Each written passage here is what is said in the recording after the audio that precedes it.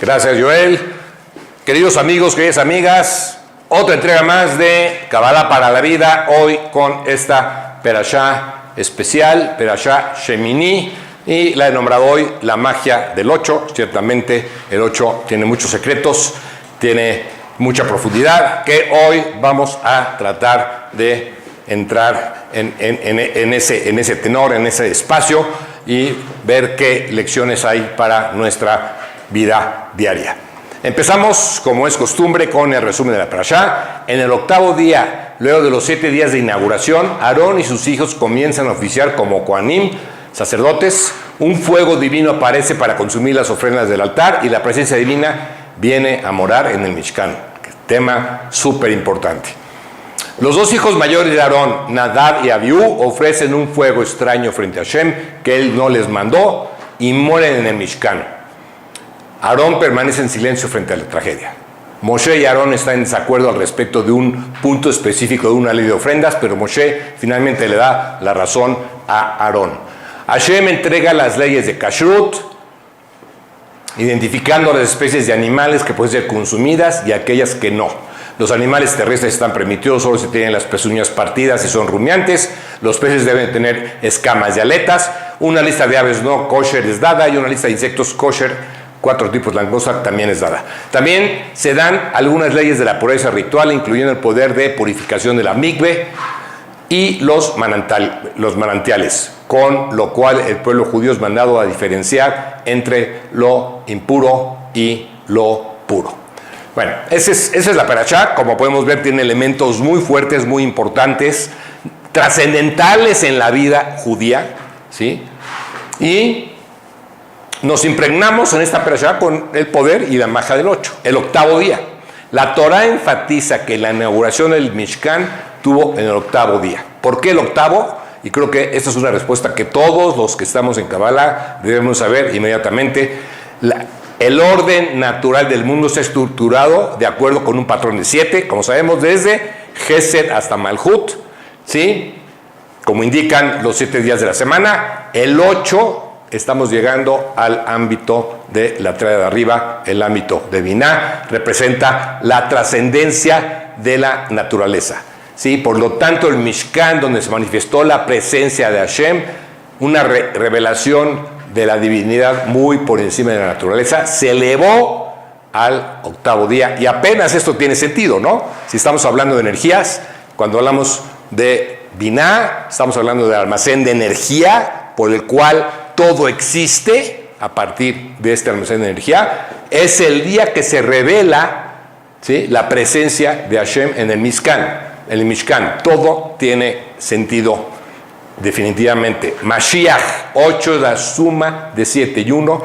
1 significa la trascendencia de Hashem. Él existe solo por encima de este mundo. El 8 refleja cómo el 1 impregna el 7, porque esa es la realidad. El 7 no puede existir si la luz de Hashem no constantemente le está dando vida y constantemente le da supervisión, ¿sí? Una supervisión particular en ocasiones, ¿sí? Y en ocasiones es una supervisión más global. Pero no habría mundo si no es por el 1 cuidando al 7. Por esta razón, estos sabios asocian el número 8 con el reino de Mashiach, afirmando que el arpa que se tocara en el templo en esa época tendrá 8 hilos en lugar del arpa de 7 cuerdas tocada en generaciones anteriores.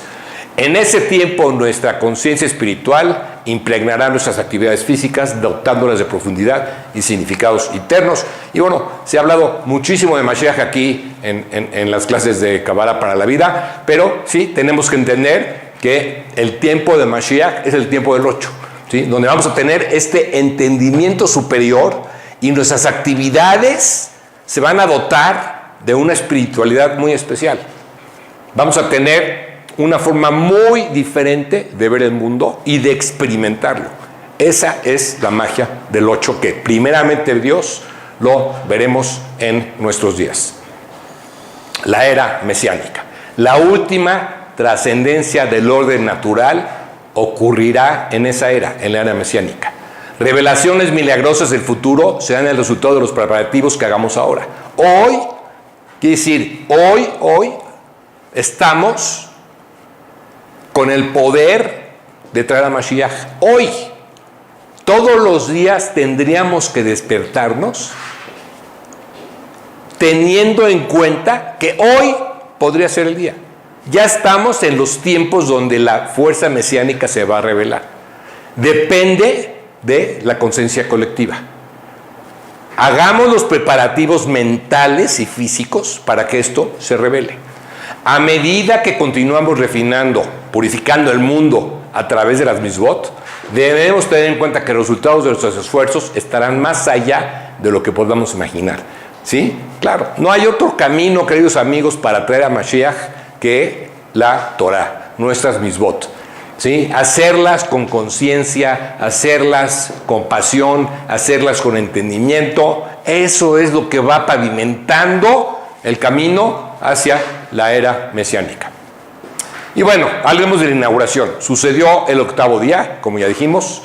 Así se abre la sección de la Torah de Shemini, el 8º, que describe los eventos del día en el Mishkan, el santuario portátil construido por el pueblo de Israel en el desierto del Sinai. ¿Sí? Pero también fue un día que nuestros sabios describen como poseedores de muchas primicias. Y fíjense qué interesante. Era un domingo, Yom Echad. Fue el 1 de Nisan, Rosh Chodesh Nisan, que marcó el comienzo de un nuevo año. El 1 de Nisan es el primer mes del calendario hebreo. Aunque en Tishrei hacemos Rosh Hashanah, y como ya sabemos, Rosh Hashanah no es precisamente año nuevo. Es un día de juicio que ya explicamos y explicaremos en su momento. Realmente, el 1 de Nisan marca el primer mes del año, como está escrito en la Torah. Fue el primer día que la divina presencia vino a morar en el santuario. El primer día de la que una, el 1 de Nisan. El primer día del servicio en el santuario, el 1 de Nisan. Incluso existe la opinión de que este fue el aniversario de la creación del universo, ¿sí? Porque sabemos que en Nisan se crea un universo de forma potencial y el 7º mes en Tishrei se manifiesta de forma física. Entonces realmente el 1 de Nisan también tiene esta magia de haber sido el día en que se concibió la creación de este universo. Y también el 1 de Nisan es el aniversario de los reyes de Israel. Cada rey de Israel contaba su reinado a partir de cuántos primeros de Nisan estuvo en la silla. ¿Sí? Y esto es en alusión a este poder enorme que tiene el 1 de Nisan, que ya estamos cercanos a Rosh Chodesh, si no me equivoco. El próximo lunes en la noche entraremos precisamente a este marco del 1 de Nisan. Nada más para que adelantemos un poquito, veamos la fuerza tan grande que tiene la semilla del año, que es este mes. Y la semilla del año es el día 1 de Nisan. Y ya hablaremos, primeramente Dios, la semana que entra de Rosh Chodesh Nisan. 8º día, inauguración del Mishkan, como ya dijimos, Yom Echad, 1 Nisan. ¿Qué año? 2449. Kohanim hacen abodá por primera vez. La comunidad trae sus sacrificios al Mishkan por primera vez. Baja el fuego celestial y consume los sacrificios en el área específica por primera vez. Se establece la Shejinah en el Mishkan por primera vez. Esto es lo que sucede en este 8º día. Los Kohanim, por primera vez a través de la Shejinah que está en el Mishkan, bendicen a su pueblo. ¿Qué dice el gran rabino Jonathan Sachs de bendita memoria? Dice: en la ceremonia de Abdalá separamos lo mundano de lo sagrado. Y así, al terminar Shabbat, fíjense desde qué perspectiva lo pone él, comienza el 8º día. Porque si Shabbat es el 7º, dice, después de Shabbat comienza el 8º día. Es un lente distinto, ¿no? Es un marco distinto. Día en que nos volvemos a convertir en socios de Hashem, co-creadores. Pasa el Shabbat y regresamos otra vez a nuestra vida cotidiana en el 8º día a ser socios de Hashem, co-creadores. El 8º día es el momento donde Hashem nos confía su creación para que la transformemos para bien y la hagamos crecer. Sí, ciertamente es el lunes, que es Yom Sheni, pero el rabino Sachs nos pone esta perspectiva de que si después del 7 sigue el 8, este sería el momento donde nosotros nos volvemos socios de la creación. Tenemos este evento donde Moshe y Aarón discuten. Y Moshe dice, ¿por qué no consumieron sus porciones del sacrificio del Rosh Chodesh? Aarón dice, no se permite a una persona que está en luto consumir el Corban Rosh Hodesh, porque sabemos que Aarón estaba de luto en ese momento. Y Moshe lo aceptó. Y dice la Torah, mejoró aquello con sus ojos. Esta es una frase especial. Esta es una frase muy importante. Esta es una frase que es una lección para todos nosotros. Es ver con ojos buenos cualquier situación. Y en el momento que hacemos eso, mejoramos a la otra persona y nos mejoramos a nosotros. Esto es Ain Tov. Empatía, escuchar, aceptar el error, la humildad de reconocer y siempre, siempre medir con la vara del Gesed. Siempre medir con la vara de la misericordia. ¿Sí? Y eso es elevarnos al mundo de la pureza. Versus hacer juicio, hacer enfrentamientos, hacer drama. Eso sería no elevarnos, sino todo lo contrario, al mundo de la impureza. Nuestros sabios expresan la diferencia entre Moshe y Aarón de la siguiente manera. Bondad era Aarón, verdad era Moshe. La verdad es la verdad, esa no tiene cambio. La verdad es la verdad, en todo momento y en todos los lugares permanece igual. Sin embargo, la bondad que era Aarón debe de considerar las circunstancias del receptor. Dado que no hay dos personas ni dos circunstancias que sean completamente iguales, se deduce que existen diferencias en la beneficencia que irradia el atributo de la bondad. La bondad es cambiante y tenemos que irla amoldando a la situación. Otra vez aquí el concepto de Ain Tov. Tenemos que buscar siempre el ángulo donde podamos expresar bondad. Acuérdense, no verdad, porque el verdad es solo una, pero en cualquier circunstancia hay una bondad que sí podemos generar, donde nos enfocamos en donde sí hay luz. Moshe entendió las circunstancias, tal vez no estaba de acuerdo, pero fue empático. Leemos en Vaikra 9:1, al octavo día Moshe llamó a Aarón y a sus hijos. Hashem nos dio la Torah a través de Moshe, pero Aarón fue quien hizo que la sociedad fuera receptiva a la divinidad, al inspirar a la gente a aspirar a una vida espiritual. Ese fue el gran atributo de Aarón, ¿sí? Que era esta persona que era como el PR, el de relaciones públicas, que sabía cómo juntar a la gente, sabía cómo evitar problemas, sabía cómo resolver conflictos, ¿sí? Era un hacedor de paz, pero también era un hacedor de acercamiento a la Torah. Por lo tanto, fue Aarón quien completó el proceso de revelación divina iniciado por Moshe. Era una mancuerna divina, ciertamente. Los ritos que Moshe realizó en la instalación del tabernáculo no revelaron la presencia de Hashem. Solo aquellos que realizó Aarón lograron esto. Esto es una opinión. Todos deseamos sentir la presencia del Creador en nuestras vidas. Para que esto suceda debemos imitar a Aarón. ¿Sí? Ama la paz y busca la paz. Ama a tus semejantes, y fíjense, esto lo pongo en letras grandes, y acércalos a la Torah a través del ejemplo. Si queremos acercar a nuestros hijos a la Torah, no puede ser por medio del sermón, tiene que ser por medio del ejemplo. Si queremos instruir a nuestra familia en situaciones religiosas, en situaciones espirituales, amigos, la única forma es que nos vean cómo actuamos para que ellos actúen en consecuencia, solamente a través del ejemplo. En esta porción tenemos este polémico evento de Nadab y Abiú, ¿sí? Que mueren por entregar un fuego extraño. Y hay cantidad de comentarios acerca del evento, cantidad de opiniones acerca del evento, y vamos a dar algunas aquí, ¿sí? Hay una gran polémica respecto a su muerte. Alguien dice que cometieron una gran desconexión.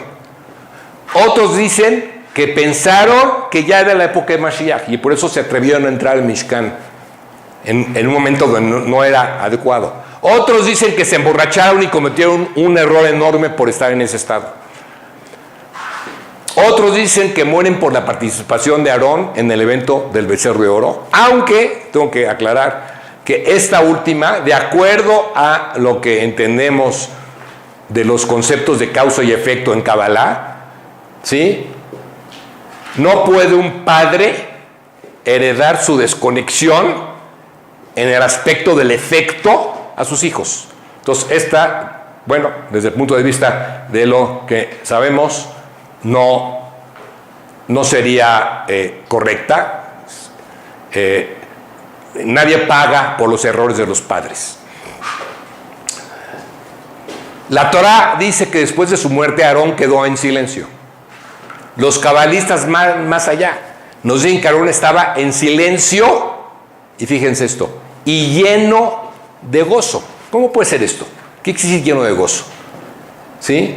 Porque Aarón veía más allá. El Zohar explica algo increíble. Nadab y Abiú eran grandes almas de esa generación. En ese octavo día, el día de una elevación espiritual increíble para el mundo, ellos tenían que escoger o vivir el resto de sus vidas en este mundo o preparar sus almas para un trabajo más importante. Sus almas se unieron a la de Pinhas. Ya sabemos el evento de Pinhas, que lo hemos visto acá varias veces. Y luego regresaron, después de la muerte de Pinhas, regresaron los tres y encarnaron como, ni más ni menos, Eliyahu Anabí. Que Eliyahu Anabí, sabemos, es este gran profeta que después de su muerte siguió regresando a este mundo para estudiar Torah con los grandes sabios de todas las épocas, ¿no? Porque estuvieron, para nombrar algunos, con Isaac Luria, con Arizal, ese gran cabalista que vino a reformar y a hacer un parteaguas en el estudio de la Kabbalah, y sobre todo sabemos que estuvieron en Eliyahu Anabí, se le apareció en la cueva, ¿sí? Donde estaba Shimon Bar Yochai junto a Eleazar su hijo revelando los secretos, y ahí estaba Eliyahu Anabí. ¿Qué quiere decir? Ahí estaban Pinhas, ¿sí? Nadab y Abiú. Entonces fíjense nada más, de alguna manera lo que aquí nos quiere decir el Zohar es que ellos escogieron salir de este plano, porque además se nos informa que su muerte, no es que sus cuerpos desaparecieron, quedaron únicamente sus ropajes, o sea, no es que había ahí los cuerpos de ellos. Ellos, de alguna manera, se elevaron y reencarnaron junto con Pinhas, que luego fue Eliyahu Anabí. Entonces, de alguna manera el Zohar nos está diciendo, ellos escogieron esa muerte en ese momento, en un momento súper importante de la historia, ¿sí? En la inauguración del Mishkan, precisamente para cumplir con una misión mucho más grande posteriormente. Y por eso Aarón veía a la muerte como lo que era, una ilusión, y por eso Aarón estaba en silencio y en gozo, porque él podía ver esto que el Zohar nos describe. Y bueno, de forma personal, yo me quedo con esta versión que se me hace bellísima, además de que tiene mucho más sentido. Cuando vemos que estas grandes almas trascienden después como Eliyahu Anabí, no pudo haber habido un cortocircuito negativo. Aarón se elevó por encima de lo que podría ser una tragedia personal enorme, porque tenía esta visión mucho más grande de lo que puede ver cualquier ser humano, ¿sí? Es la oportunidad de poder ver más allá de la ilusión. Ese poder lo tenemos todos, que todos seamos meritoriosos. Y en esta perashá nos infundimos con esa fuerza, ¿sí? De Aarón. También supo que era la forma, desde su marco, ya dijimos que Nadab y Abiú no podían morir por los pecados del padre, pero desde el marco de Aarón sí es una forma de corregir en una parte su participación en el evento del becerro de oro, desde el marco de Aarón, porque tiene esta pérdida, ¿sí? Perder hijos, por supuesto, es de las correcciones más difíciles, y de alguna manera Aarón expía algo de lo que sucedió con el becerro de oro desde el marco de él, y esta porción nos asiste a todos nosotros a tener esta visión, esta claridad para poder ver las situaciones. Y fíjense lo que dice nuestro maestro, el querido Rabino Ober de bendita memoria, dice, y los hijos de Aarón hicieron lo que tenían que hacer. O sea, él de alguna manera nos enseñó esta parte que leemos en el Zohar, donde los hijos de Aarón tenían que hacer lo que tenían que hacer para luego trascender como Eliyahu Anabí, ¿sí? A pesar de cómo los iba a juzgar el pueblo, no nada más el pueblo, a pesar de cómo los ha juzgado la historia, ¿verdad? La lección es que no importa lo que parezca a otros, nosotros debemos hacer lo que es espiritualmente correcto. Y cuando a veces no hacemos alguna situación porque no sentimos que a ojos de otros puede parecer correcto. Y aquí esa es otra gran lección. Ser auténticos, ¿sí? Esta es una lección de nuestro querido maestro, el Rabino Ber, de bendita memoria. Recordemos, la Torah es el mapa para orientar al ser humano. Por la Torah pasamos de impureza a pureza. Cada vez que estudiamos por Torah, nos purificamos. Por la Torah pasamos de robótico a instintivo. Porque si la Torah la estudiamos por medio de su Sod, despertamos nuestra intuición y no nos quedamos nada más en la parte robótica, ¿sí? Por la Torah pasamos de un estado de dar, de egoísmo, a un estado de dar y compartir. Solamente a través de los conocimientos del Sod de la Torah podemos llegar a entender estos conceptos enormes, ¿sí? Es la instrucción para una evolución continua hacia el apegamiento a Hashem. No hay otra forma, es el único camino. Tenemos esta palabra en esta perashá, Darosh, la palabra que marca el medio de la Torah. Súper importante, conexión con columna central. Recuerden esta palabra, Darosh, cuando leamos este Shabbat, hagamos una pausa y conectémonos con la fuerza de la columna central.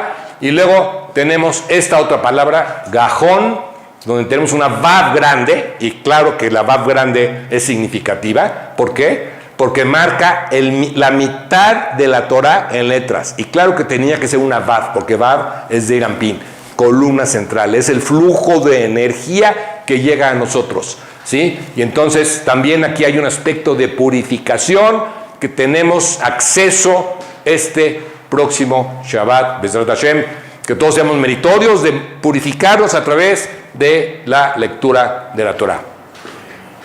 Se nos habla en esta perashá de lo que pasa cuando se toca un muerto, ¿sí? Y que el antídoto es la mikve. Hoy nosotros, tanto hombres como mujeres, y creo que ya Memo hizo una clase muy completa de lo que es la mikve, si quieren referirse a ella, ahí está en la biblioteca, ¿sí? La mikve es esta fuente de vida a través del agua que nos purifica. Usémosla. Porque hay personas, ya no se trata de tocar muertos, hay personas que nos quitan la energía y la mikve nos repone la energía. Tocar personas o objetos negativos puede agotar nuestra energía y debemos evitarlo. Algunas personas con bajos niveles de energía tienen el hábito de tocar a los demás y aprovechar su energía.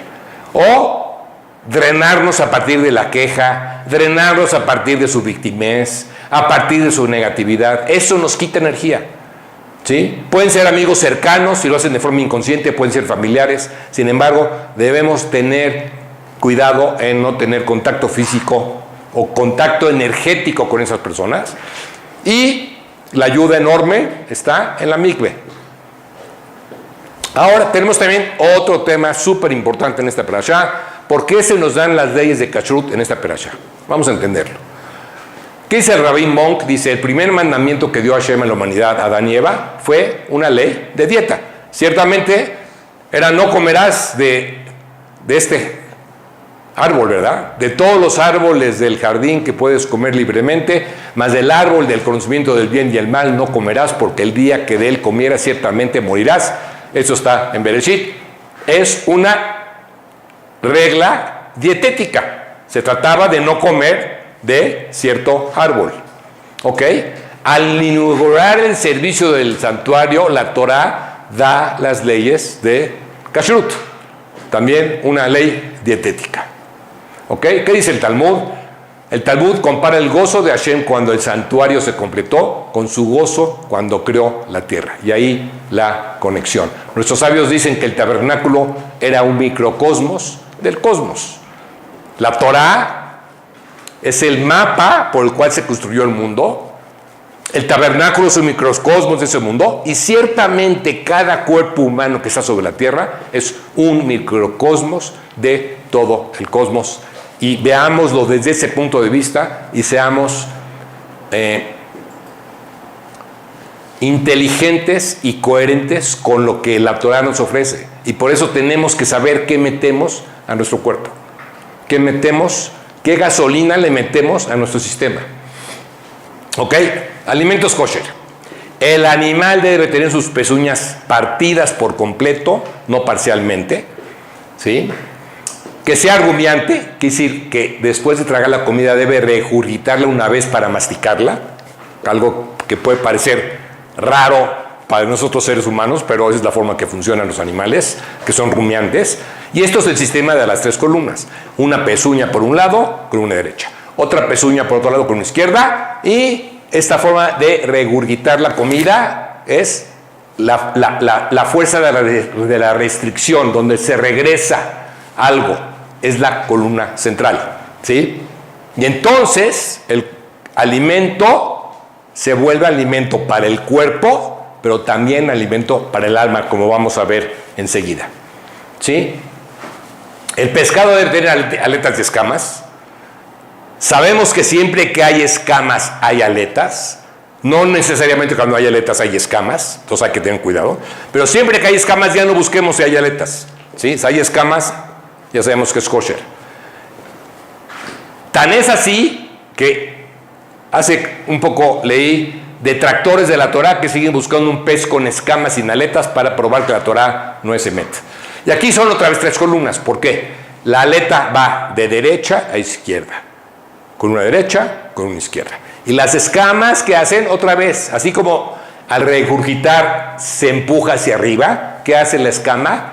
Refleja la luz, es columna central. Entonces tenemos otra vez el aspecto de las 3 columnas, ¿sí? Las escamas que brillan son la restricción.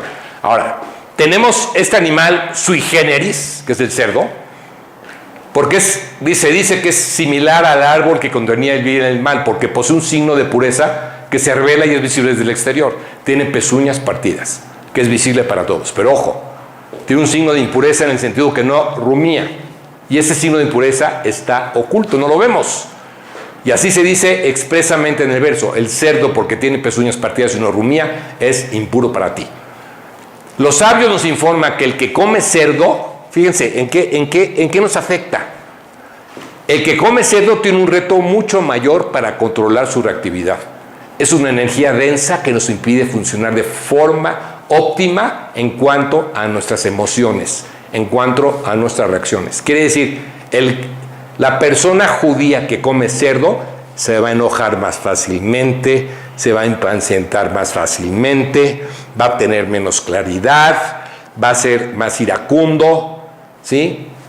Todo esto va en contra de su adelantamiento espiritual, a su progreso espiritual.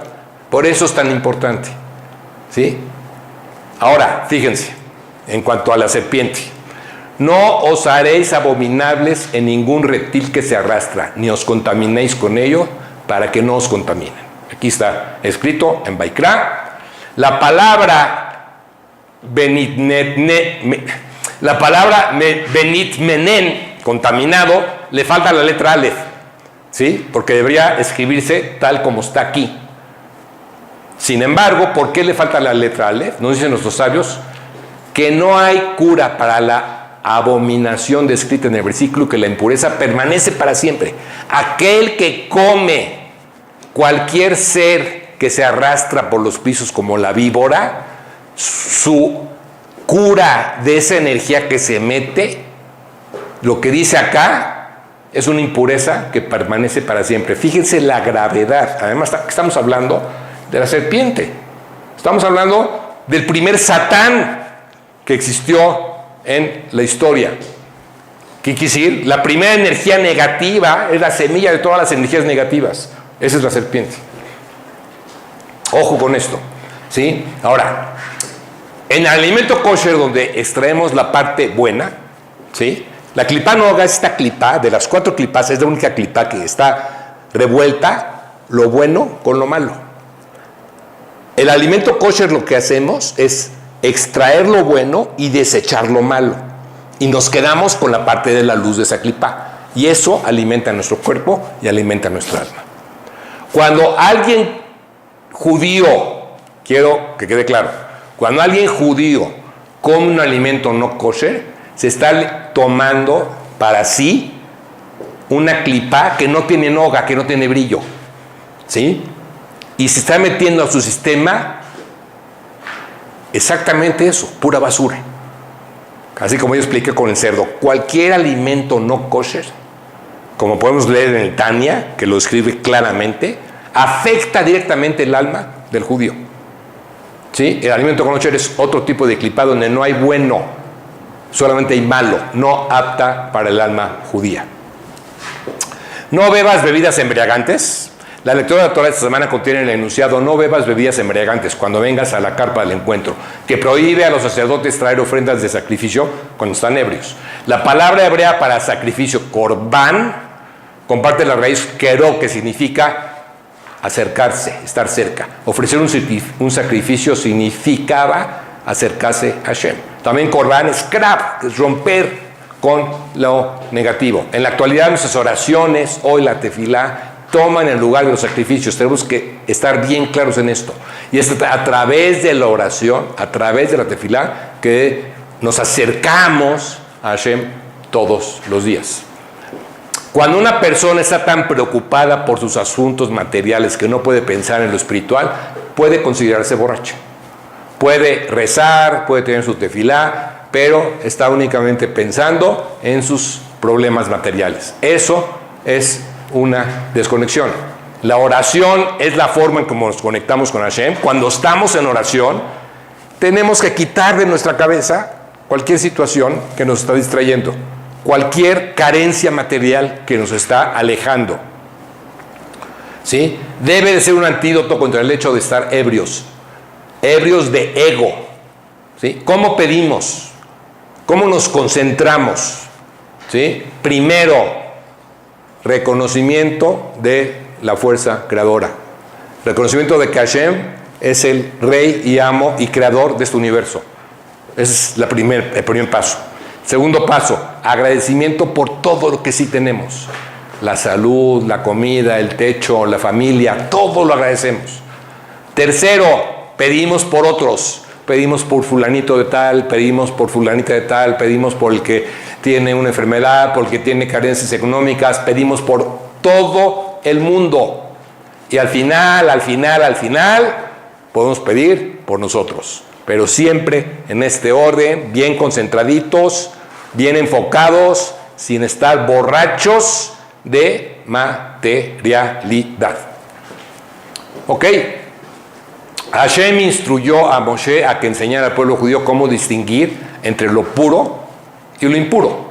Espiritualmente, este decreto se refiere a hacer la distinción moral entre lo que es aceptable y un comportamiento saludable y lo que no lo es. Esta distinción a veces no es fácil. Cuando las cosas son claras y obvias, pues sí. Pero a veces la distinción es borrosa y el hecho puede estar contaminado y puede parecer puro cuando no lo es. Cuando estudiamos Torah, permanecemos conectados con la fuerza de Hashem, que no está limitado al alcance limitado del intelecto humano. Así, con esa conciencia divina, es como podemos instintivamente saber qué es puro y qué no, qué es saludable y qué no. ¿Qué quiere decir? Estudiando Torah se nos regala claridad para poder discernir qué sí y qué no. Así de fácil, puesto en palabras claras y sencillas. La impureza. En el capítulo 11 leemos que la Torah discute las leyes de impureza. Tumá. La comida que entra en contacto con una fuente de impureza, como un cadáver, un roedor, un objeto de idolatría, etc., se vuelve ritualmente impura y descalificado para el uso del templo sagrado y su servicio. El versículo citado anteriormente toca algunas de las condiciones necesarias para que un producto alimenticio sea susceptible de contaminación, y una de ellas es que el alimento en cuestión debe ser apto para el consumo humano. ¿Sí? La ley mencionaba anteriormente que solo los alimentos aptos para el consumo humano están expuestos a la contaminación. ¿Por qué nada más los alimentos que son aptos para el consumo humano son los que están aptos para ser expuestos a la contaminación? Porque esto expresa la idea de que cuanto más elevado es un objeto, más vulnerable es a la corrupción, a la negatividad. Y esto sucede siempre. El otro lado siempre está al acecho cuando hay más luz.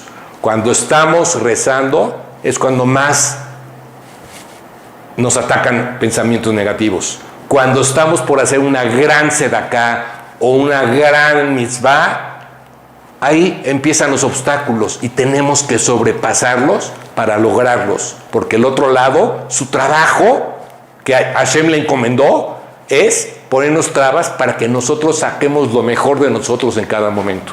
El otro lado siempre está al acecho. Por eso la importancia de siempre estar puro, conectado con la luz. No tocar muertos realmente en nuestros días es equivalente a ser impecable con la palabra. No enojarnos. Cuando nos enojamos, nos impurificamos, queridos amigos.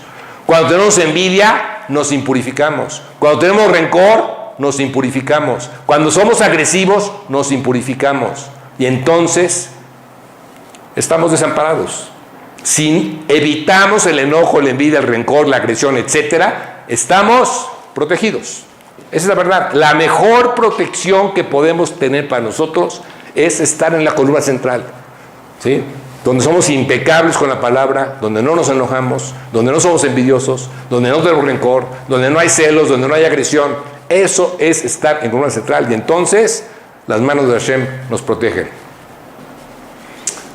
Que así sea para todos. La conexión de esta porción, transformación, ¿sí? Tenemos un chorro de cosas. Nos transformamos a través de la fuerza del 8, ¿sí? Conexión con Mashiach, conexión con Binah, semilla del Mishkan, el primero, Rosh Chodesh Nisan, una fuerza impresionante, increíble. Nos da claridad, nos da Kedushá, nos da pureza. La empatía de Aarón en mancuerna con Moshe, ser auténticos, ser nosotros, la centralidad, la Bab, la claridad, ¿sí? El kashrut, un aspecto de purificación, ¿sí? Que haya la vasija para recibir todo esto que está en esta porción, la magia del 8, que la magia del 8 impregne constantemente nuestras vidas. Muchas gracias a todos por permitir.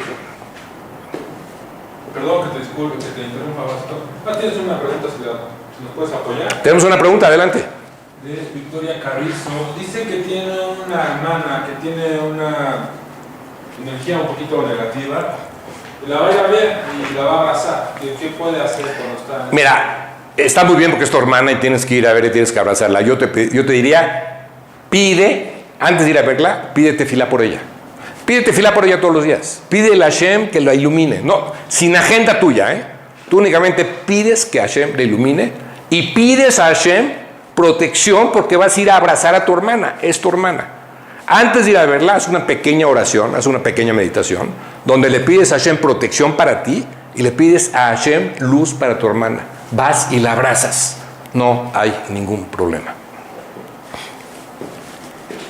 Señores, citas para lectura de la mano, ya estamos dando citas, kabbalah.1@gmail.com. Gracias por sus aportaciones. Cada centavo que llega es vida para este canal. bit.ly/aportaciones-kabbalah. Si no tienes PayPal y tienes una tarjeta de crédito o débito, si tienes PayPal, mucho más fácil, kabbalah.1@gmail.com. Si vives en la República Mexicana, en BBVA, antes Bancomer, aquí está la clave y la cuenta, sácale una foto. Gracias. Sin tus aportaciones, definitivamente este canal ya no podría existir. Te recordamos que estamos en Spotify, en Ejad-Todos Somos Uno. También nos puedes ver en Instagram.